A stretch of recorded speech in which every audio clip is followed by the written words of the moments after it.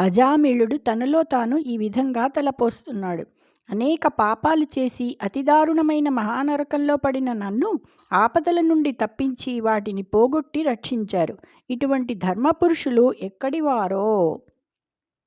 చోద్యంబై కలవోలిని క్షణమునంజూడంగ ప్రత్యక్షమై వేద్యంబయ్యను నన్ను నీడ్చిన మహావీరుల్ వృషోదగ్రులాయుద్యోగంబులవారు పాశధరులీయుత్సాహముల్మాని సంపాద్యానేక వికార రూప కుటిల ప్రఖ్యాతులెందేగిరో.